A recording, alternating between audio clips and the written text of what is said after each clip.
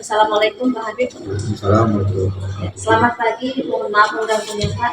Ada beberapa hal ini wawancara yang ingin saya lakukan dengan Bapak terkait dengan pengambilan keputusan sebagai seorang pimpinan di SMP ini, begitu ya Pak ya? Baik Pak, sebelumnya mungkin saya akan mengajukan beberapa pertanyaan. Mungkin Bapak bisa menjawabnya sesuai dengan apa yang sudah sering dilakukan ya Pak ya. Baik Pak, yang pertama, pertanyaan saya yang pertama, selama ini bagaimana Bapak dapat mengidentifikasi kasus-kasus yang merupakan dilema etika atau bujukan moral yang sering Bapak hadapi permasalahan anak-anak atau guru juga? Ya, ini memang sebuah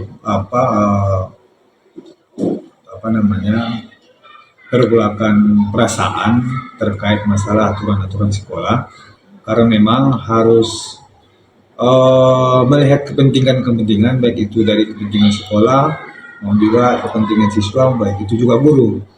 Nah, namun ya kita harus mengambil solusi ataupun jalan tengah terhadap kasus-kasus seperti ini, khususnya dilema etika, karena memang semuanya kita lihat ini adalah punya kepentingan semua sama dalam hal kasus ini. Namun ya seperti kita katakan harus ada yang memang kita berikan perhatian khusus, ya kan? Nah, makanya mungkin contoh dari apa yang kita laksanakan di sekolah, mungkin apabila itu terkait masalah ujian, ya kan, ujian-ujian yang akan dilaksanakan, karena memang anak-anak kita di sekolah ini juga bukan orang tua yang sanggup semua, namun harus kita perhatikan juga ada orang tua yang mungkin pada saat-saat tertentu ekonominya sedang turun. Nah, inilah yang harus kita jadikan perhatian. Nah, mungkin kita dari pihak sekolah memberikan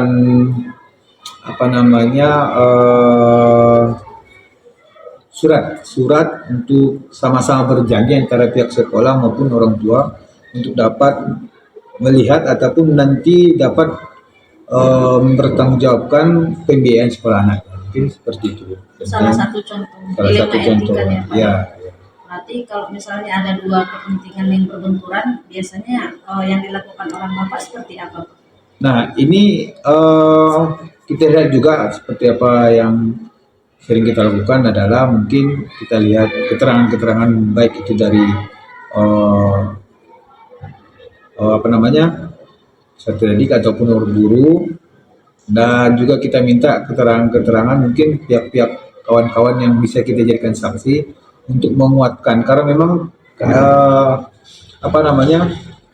mungkin kasus itu sama pun sama semuanya, namun harus memang kita lihat contohnya pengiriman siswa lah ke lomba olimpiade itu segala macam, ini sama-sama punya potensi, sama-sama punya prestasi, namun harus kita lihat juga hal-hal lain dari contohnya mungkin pernah kita buat itu waktu cerdas cermat, ya kan, cerdas cermat yang kita pilih itu bukan berarti dia melulu orang yang pintar, namun punya mental untuk berbicara. Nah, inilah yang kita lihat juga salah satu yang dapat memberikan keputusan bagi kita. Begitu. Kemudian Pak, ada kasus begitu ya Pak, misalnya dilema etika, mungkin katakanlah pimpinan agak gamang untuk membuat sebuah keputusan ya Pak. Jadi selama ini Pak, langkah-langkah atau prosedur seperti apa yang Bapak terapkan sebagai pimpinan? Misalnya ada kasus, ada dilema etika antara kepentingan sekolah dan kepentingan orang tua. Jadi proses seperti apa yang Bapak lakukan dan siapa aja biasa yang Bapak libatkan dalam penanganan masalah seperti itu? Ya, seperti yang kita sampaikan tadi, mungkin kita akan minta keterangan baik itu orang tua maupun siswa terlebih dahulu apa yang terjadi, ya, bagaimana kita melihat ini, dan setelah itu seperti saya katakan tadi, kita juga meminta keterangan mungkin baik itu wali kelas, guru BK, dan kawan-kawan yang lain agar dapat menentukan nanti sikap yang pas untuk penanganan kasus tersebut. Berarti Bapak libatkan wali kelas, ya, Pak, Ya. ya, kemudian juga guru-guru BK. Ya. Kemudian Pak, menurut Bapak dari beberapa kasus yang Bapak tangani selama ini, yang Bapak anggap efektif dalam pengambilan keputusan pada kasus-kasus dilema etika seperti apa, Pak? Yang efektif menurut Bapak mengambil keputusan? Apakah memang harus berdasarkan keputusan, misalnya ada siswa yang berkatakan sudah beberapa kali itu kena SP, perjanjian terakhir, tapi orang tuanya memohon. Efektifnya bagaimana orang Bapak mengambil keputusan? Antara kasihan kepada orang tuanya atau menegakkan peraturan begitu? Ya, seperti yang sering kita laksanakan di sekolah, hal seperti ini ya harus sesuai dengan prosedur yang ada. Kita tidak serta-merta memberikan keputusan pemberhentian ataupun pemindahan siswa, namun memang kita lihat dulu perjalanan permasalahan anak ini. Kalau dia sudah sesuai dengan prosedur yang ada dan juga sudah menyentuh apa yang sudah kita lihat di peraturan yang ada, nah maka mau tak mau ya kita ikhlas tak ikhlas, walaupun rasanya terpaksa, kita harus memang mengeluarkan anak tersebut. Seandainya ada orang tua yang memohon-mohon gitu Pak, kemudian juga memang kondisi keluarganya memprihatinkan, itu bagaimana Pak? Antara Ya. kasihan dan juga penegakan peraturan. Ya, seperti yang kita sampaikan, ini terkait masalah keberlangsungan sekolah. Karena memang kita harus melihat juga anak-anak kita di sini itu kan berjumlah hampir 500 orang. Nah, ini harus menjadi sebuah perhitungan juga bagi kita. Apabila anak ini kita pertahankan, maka secara otomatis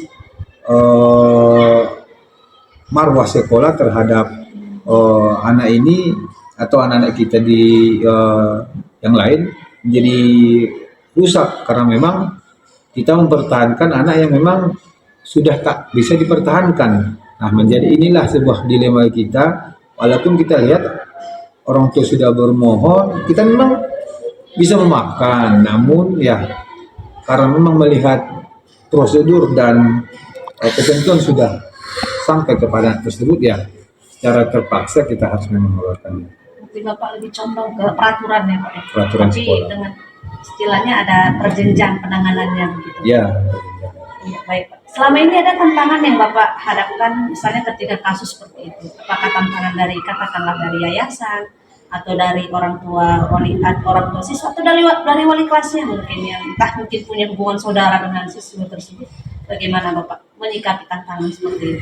ya ada pernah seperti itu. Namun ya saya tetap pada prinsipnya, kalau memang sudah sesuai dengan prosedur yang ada, ya itu harus kita tetap jalankan. Bahkan memang pernah juga ada kasus anak ini adalah kawan saya sejak SMA, tapi ya sesuai dengan prosedur yang ada, mau tak mau ya kita sudah sering memberikan nasihat kepada anak tersebut dan kepada berbicara dengan orang tuanya agar mohon diperhatikan. Namun ya mau tak mau juga seperti yang kita katakan tadi, karena memang ini melibatkan warga sekolah dan semua siswa mengetahui hal-hal ini, nah, terpaksa kita harus menjaga marwah sekolah. Walaupun terkadang hubungan sosial kita menjadi tantangannya Pak ya? Iya, akhirnya Itu resiko berarti ya Pak? resiko. Iya betul Pak. Kemudian ini ketika ada sebuah kasus ya Pak ya, apakah Bapak punya jadwal? Misalnya ada kasus seperti yang tadi, apakah Bapak langsung memutuskan di tempat atau Bapak punya jadwal atau prosedur? Katakanlah dengan melibatkan pihak lain. Ya. Misalnya Bapak langsung putuskan aja sesuai dengan peraturan begini putusannya. Ya, untuk ini kalau kita di sekolah ada prosedur yang kita harus jalankan, baik itu melalui wali kelas terlebih dahulu dengan beberapa poin yang ada, baru nanti prosedur berjenjang naik ke guru BK. Nah, setelah guru BK masih berjenjang juga, masih belum selesai, baru nanti keistimewaan dan kepemimpinan lanjutan. Iya. Namun ada beberapa kasus yang kita tangani langsung melihat apa namanya, permasalahan kasus ini sangat perlu penanganan khusus memang yang harus kita langsung terjun. Seperti yang kita hadapi saat itu, ada sebuah terjadi perundungan atas anak kita. Nah, kita langsung turun tangan untuk bagaimana agar dia apa namanya, merasa nyaman, dan akhirnya dari awal dia ingin pindah dan sampai hari ini kita tak mendengarkan lagi ada perkataan ingin pindah. Dan ya itulah cara-cara kita mendekatkan dengan dia, bahkan sampai seperti kita katakan tadi, membawa kemana-mana sampai dengan membujuk-bujuk, membuat dia ikut kegiatan-kegiatan. Nah, inilah yang kita buat, hal-hal yang prosedur yang kita buat tidak merta-merta memang harus prosedur yang ada di dalam tatip kita, namun ada beberapa kasus yang memang harus ditangani langsung oleh pimpinan. Berarti tergantung sikonnya Pak. Ya, tergantung permasalahan dan situasi anaknya. Seandainya dianggap penting dan juga mendesak, langsung aja pimpinan turun tangan. Iya. Gitu, ya, Pak. Oke. Baik, Pak, selama ini apakah ada seseorang atau faktor apa yang selama ini mempermudah atau membantu Bapak dalam pengambilan keputusan di kasus-kasus dilema seperti ini? Faktor apa yang mempermudah dan siapa kira-kira yang membantu Bapak? Nah, faktor yang bermudah kita adalah apa namanya, dokumentasi dari wali kelas, begitu dengan guru BK terkait kasus-kasus yang pernah dia lakukan. Nah, jadi dokumentasi ini yang menjadi pertimbangan baik kita, apakah kita sudah layak untuk memberikan, contohnya berhenti atau kita tindakan, atau masih dalam tahap-tahap mungkin SP1 SP2 seperti itu. Nah, makanya kita sering berkoordinasi dengan wali kelas, begitu juga dengan guru BK, agar kita dari pimpinan tidak salah dalam membuat keputusan. Seperti itu ya Pak. Ya. Baik Pak, dari pengalaman Bapak begitu banyak ya, saya rasa tentang penanganan kasus yang dia cukup dilematis. Apa menurut Bapak, Pak, pembelajaran yang Bapak bisa ambil dari penanganan kasus dilema etika sebagai pimpinan khususnya? Apa pembelajaran yang bisa Bapak petik sebagai pengalaman dalam hidup Bapak tentunya? Ya, pelajaran sini kita lihat bagaimana kita harus memperlakukan ya siswa itu sesuai dengan posisi masing-masing. Nah, begitu dengan kawan-kawan guru, bagaimana kita bekerja sama juga harus melihat posisinya masing-masing. Tidak harus sama, karena memang ada kawan itu memang dia kalau kita buat bercanda dia emosi, atau ada siswa itu kalau dibercandain dia kurang suka. Nah, inilah yang harus kita lihat sebagai cara-cara kita dalam pergaulan baik dengan siswa maupun dengan guru. Ya, jadi inilah pengalaman-pengalaman yang kita lihat di lapangan yang akhirnya memudahkan kita dalam bergaul di lingkungan sekolah kita. Baik Pak, terima kasih sudah meluangkan waktunya bersama saya untuk melakukan bincang-bincang tentang pengambilan keputusan. Ini saya berharap mungkin bisa memberikan insight baru juga bagi saya tentang bagaimana kita harus menegakkan peraturan ya Pak ya, tapi tanpa menyampingkan perasaan orang lain, khususnya orang tua kita. Yeah. Baik Pak, sekali lagi terima kasih saya ucapkan. Assalamualaikum warahmatullahi wabarakatuh. Waalaikumsalam warahmatullahi.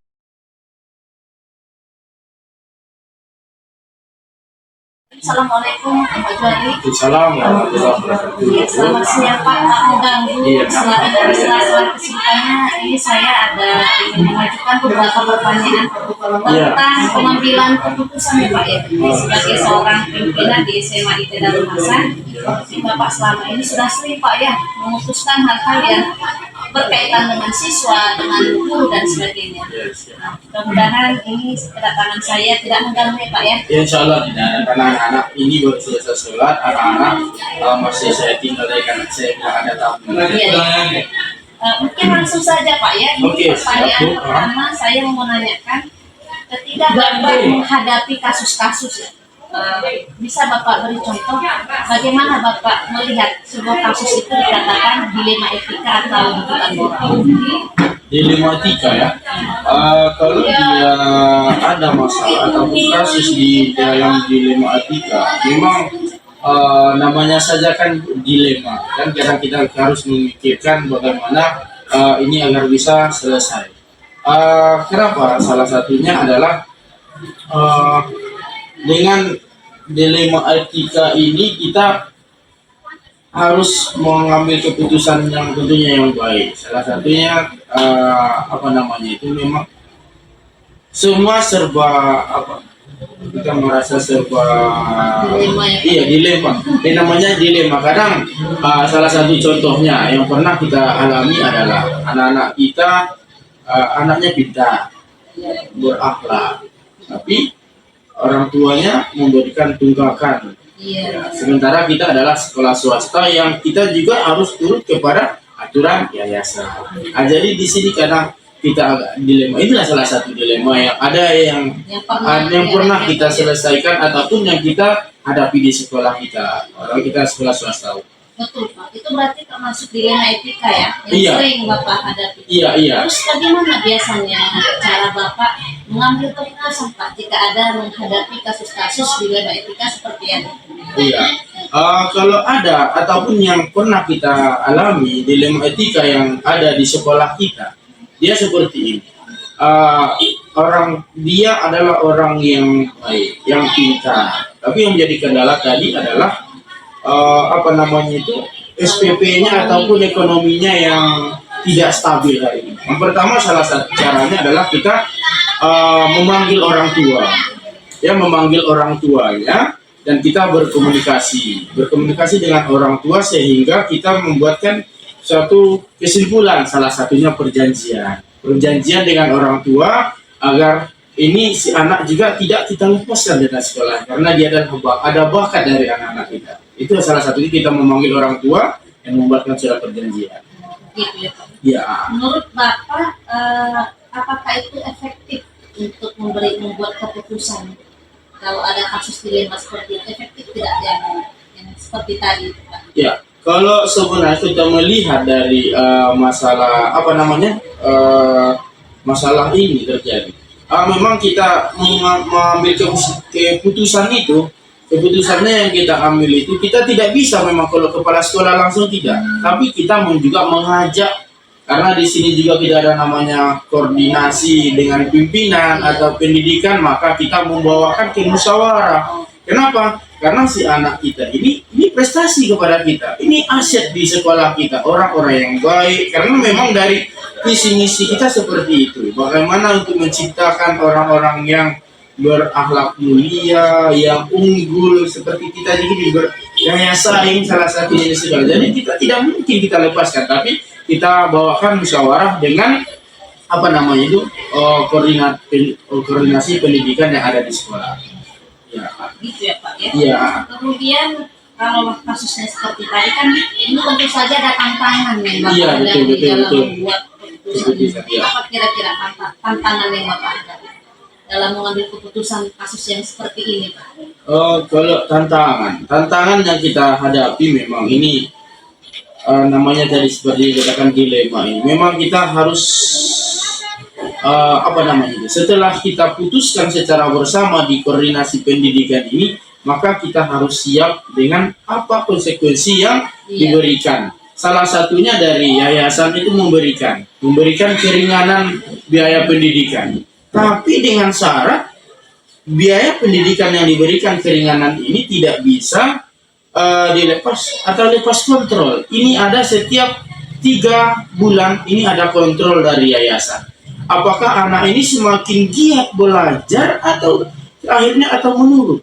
Tapi kalau dia masih giat belajar, ini masih bisa ada apa namanya itu, kayak bonus lah dari yayasan karena dia adalah aset. Tapi kalau ini tidak menjadikan perubahan kepada si anak, akhirnya ternyata dia menurun, maka ini bisa akan terputus dan bisa jadi kita harus ya kayak mana lah, suatu di organisasi sekolah kan kita perlu pembiayaan dan lain-lain. Bisa jadi ini nanti kita sarankan anak-anak kita agar di sekolah yang kira-kira bisa pembiayaan pendidikannya lebih murah lagi. Berarti itu Iya. konsekuensi yang Iya, konsekuensi dari yayasan. Iya, tidak kita inginkan memang itu. baik. Iya. Tadi saya lihat kasus dilema etika ada kan dalam pengambilan keputusan. Apakah pernah ketika Bapak menghadapi kasus itu, Bapak buat jadwal pengambilan keputusan? Atau misalnya begitu ada masalah, Bapak putuskan sendiri? Oh tidak, kita tetap memberikan setiap ada permasalahan kita tidak ada yang langsung memutuskan. Tapi pertama kita membawakan dengan rapat pimpinan di sekolah. Itu yang pertama, kita ada kepala sekolah, wakil kurikulum dan kesiswaan. Kita melihat, ambil positif negatif. Kemudian dari situ kita membawa kepada rapat koordinasi yang saya sebutkan tadi. Dari yayasan. Dari yayasan itu setelah koordinasi dengan yayasan ternyata ada di sini juga ada kesepakatan, ada rapat yudisium yayasan, presidium yayasan. Di sini ada kepala-kepala sekolah, tingkat unit dan pengurus yayasan. Jadi di sanalah titik putus dari suatu permasalahan, apalagi dia dengan dilema etika ini. Ya. Ini kita nggak mungkin Nggak buat bisa. keputusan sendiri ya Pak? Iya betul. Karena ini kita memikirkan bagaimana anak-anak kita bisa sekolah dengan baik, bagaimana ekonomi, kan ini semuanya harus kita pikirkan juga. Maka di sini yang kita hadapi adalah sampai dengan ada tempat tingkatan tadi. Dari kepala sekolah nggak bisa, kalau kepala sekolah nggak bisa langsung harus ada dengan rekan-rekan. Iya, jenjang-jenjangnya sampai dengan ke yayasan. Di sanalah nanti titik akhir. Dari titik akhir di sini baru kemudian kita evaluasi kembali dan kita harus memberikan laporan-laporan kepada yayasan tentang perkembangan si anak yang terjadi permasalahannya. Baik Pak. Iya. Kemudian ini Pak, pertanyaan selanjutnya, faktor-faktor apa Pak yang mempermudah menurut Bapak dalam membuat sebuah keputusan seperti ini? Faktor yang apa namanya itu memang gimana, coba bisa diulangi Faktor lagi? yang mempermudah Bapak dalam mengambil keputusan, misalnya ada masukan dari wakil, Iya. kemudian ada asaran dari yang lain begitu. Jadi memang kita, makanya yang saya sampaikan tadi, memang kita tidak bisa memutuskan hal-hal seperti itu. Harus lebih banyak mengampu. Kita ambil semua, kita saring kembali. Tapi kan tidak juga semua apa yang kita musyawarahkan di sini akan kita angkat ke atas. Di mana yang kita kira-kira tidak bisa untuk menyelesaikan satu permasalahan, maka baru kita angkat ke musyawarah selanjutnya. Berarti ini budaya musyawarah. Iya, budaya musyawarah sangat, membantu Bapak sangat dalam membantu, insya Allah. Memang sampai hari ini memang budaya musyawarah ini tidak bisa kita lepas. Iya. Karena memang juga termasuk juga bagaimana dengan Pancasila kita harus bermusyawarah. Nilai-nilai musyawarah. Iya. Baik Pak, ini yang terakhir. Dari semua yang disampaikan tadi, menurut Bapak pembelajaran apa yang bisa Bapak ambil dari pengambilan keputusan dengan cara yang bermusyawarah? Apa pelajaran yang bisa Bapak ambil? Jadi seperti ini, kalau kita menggunakan musyawarah, maka hasil yang kita dapatkan itu sudah menjadi keputusan bersama. Jadi kita merasa legowo, ya, salah satunya kita tidak akan ada lagi dari pihak lain, contohnya menyerang. Kita bisa ada apa namanya itu? Kita ada yang menjadikan sumber pertahanan kita di sana, karena itu adalah hasil dari musyawarah. Bukan pendapat seseorang atau bukan pendapat sendiri. Jadi inilah yang memudahkan. Kuat dia berarti. Lebih kuat. Jadi jika ada pun jadi kadang hal yang seperti ini orang sering ataupun orang tua ataupun membawa dari luar kan, kita bisa titik pertahanan kita. Oh, ini dari hasil musyawarah kami. Dengan setelah pertimbangan yang sangat-sangat ditimbang. Nah, itulah dia.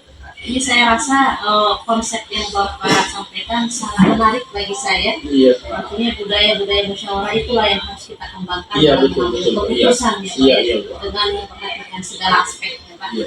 Baik, saya rasa terima kasih Pak atas waktu Iya. dan juga kesempatannya. Saya banyak belajar dari Iya. apa yang Bapak sampaikan. Sukses terus Pak Iya, siap. atas Terima kasih, Bu. karirnya. Iya, siap. Mudah-mudahan di SMA Ibnu Hasan keputusan yang diambil betul-betul Iya, siap. hasil musyawarah. Iya, Ya. siap. Baik, terima kasih Pak. Iya, Assalamualaikum warahmatullahi wabarakatuh. Assalamualaikum warahmatullahi wabarakatuh.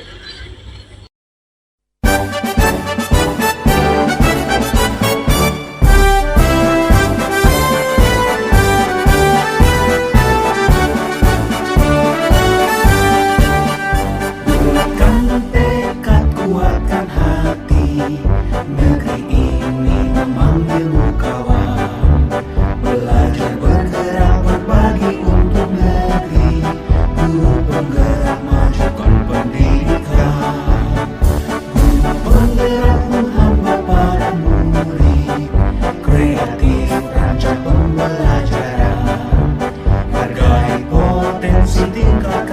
berprestasi, lahirkan profil pelajar Pancasila.